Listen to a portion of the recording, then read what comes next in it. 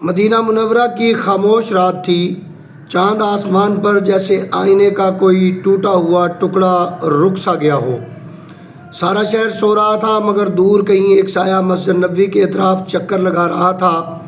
یہ سایہ کسی عام شخص کا نہیں تھا، یہ وہ راز تھا جس نے ایک پوری سلطنت کو ہلا کر رکھ دیا تھا۔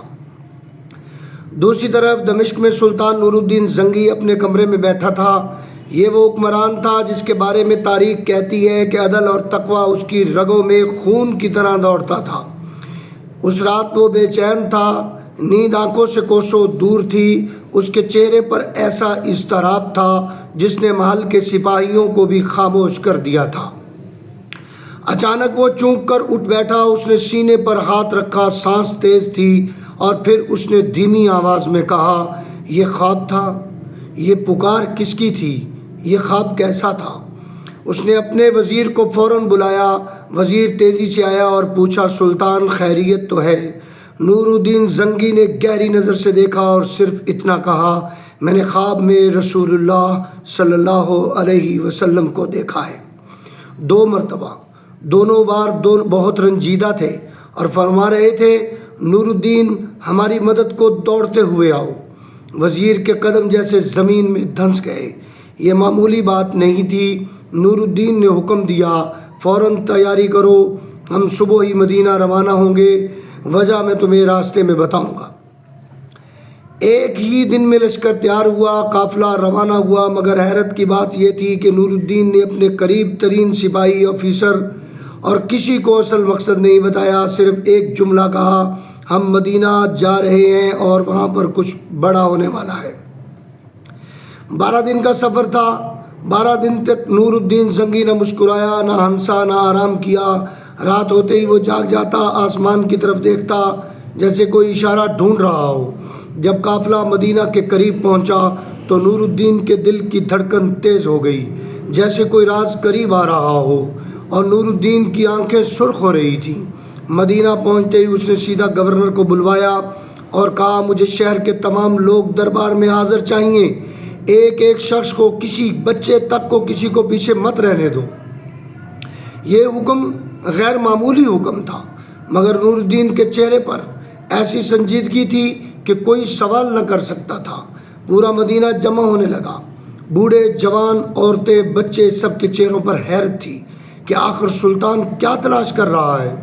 نور الدین ایک ایک شخص کو دیکھتا، اس کے چہرے پر نظریں ٹھہرتی، وہ آگے بڑھ جاتا۔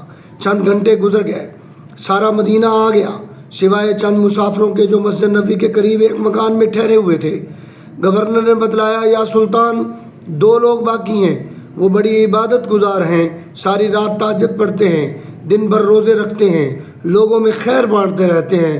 نور الدین کی آنکھوں میں چمک آ گئی، انہیں فوراً لاؤ۔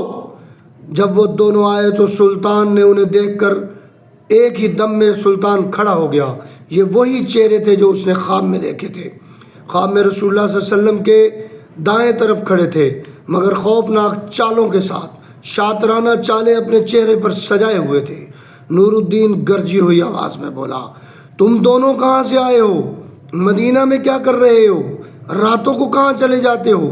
دونوں نے گھبرا کر جواب دیا، ہم مشرق سے آئے ہیں، عبادت گزار ہیں، خادم ہیں۔ نور الدین نے تیزی سے کہا، مسافر، عبادت گزار یا کچھ اور ہو؟ پھر اس نے گورنر سے کہا، ان کے گھر کی تلاشی لی جائے۔ اسی وقت تلاشی شروع ہوئی، کچھ نہ ملا۔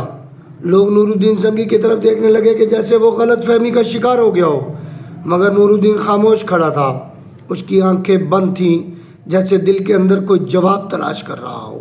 پھر اچانک اس نے کہا، اس کمرے کا فرش کھودو۔ سب حیران ہوئے۔ وہ کمرہ بالکل سادہ تھا، مگر فرش ہٹایا گیا تو نیچے سے ایک سرنگ نظر آئی، جو سرنگ مسجد نبوی کی طرف اندر تک جا رہی تھی۔ پورے دربار میں سناٹا چھا گیا۔ نور الدین زنگی نے دونوں آدمیوں کی طرف دیکھا۔ یہ عبادت گزار نہیں ہے، یہ خادم نہیں ہے، یہ دشمن ہے، یہ چال باز ہیں۔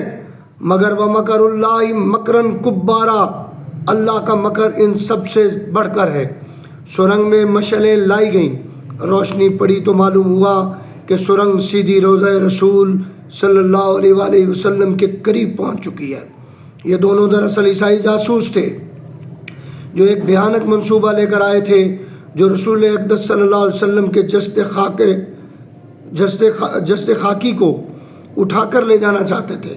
اس وقت مدینہ کے لوگوں پر جیسے بجلی گر گئی، ہر شخص کی آنکھوں میں آنسو تھے، کچھ روتے ہوئے روضہ سمت کی طرف دوڑے، کچھ دھاڑنے لگے، عورتیں چیخنے لگیں اور واویلا کرنے لگیں۔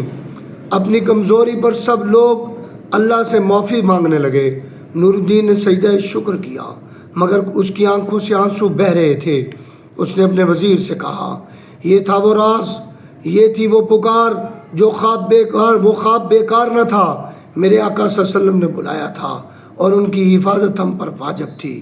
اسی رات مدینہ میں چراغ جلائے گئے، لوگ ایک دوسرے کو بتاتے رہے کہ ایسے سلطان نے ہزاروں میل دور صرف ایک خواب کی وجہ سے سلطان نکل پڑا، اور کیسے اللہ نے ایک ایسے جرم سے اسے آگاہ کیا جس سے پوری امت کانپ اٹھتی اگر وہ سرزد ہو جاتا۔ نور الدین نے سرنگ بند کروائی، ارد گرد مضبوط دیواریں بنائیں، سیسہ پلائی ہوئی دیواریں کھڑی کی گئیں، روضہ نبوی کی حفاظت کے لیے 3 گنا گارڈ بڑھا دیے گئے۔ اس واقعے کے بعد تاریخ نے اسے صرف سلطان نہیں کہا بلکہ محافظ روضہ رسول صلی اللہ علیہ وسلم کا لقب ملا۔ یہ وہ معجزاتی رات تھی جب حقیقت اور روحانیت ایک نقطے پر مل گئے تھے، اور نور الدین زنگی تاریخ کا وہ چراغ بن گیا جس کی روشنی آج تک مدینہ کی فضاؤں میں محسوس ہوتی ہے۔ اگر آپ چاہتے ہیں کہ میں آپ کے لیے اس طرح کی کہانیاں لے کر آیا کروں تو آپ یوٹیوب پر حافظ عرفان ایڈوکیٹ لکھیں گے تو میرا چینل آئے گا، اسے سبسکرائب کریں تاکہ میری نت نئی آنے والی ہر ویڈیو آپ کو مل سکے۔ میں آپ کو پیش کرتا ہوں تاریخی، جغرافیائی اور جاسوسی کہانیاں جو آپ سن کر محسوس ہوتے ہیں۔ جزاک اللہ۔ السلام علیکم ورحمۃ اللہ وبرکاتہ۔ درود شریف اللہم صلی علی محمد وعلی آل محمد ضرور پڑھیے گا۔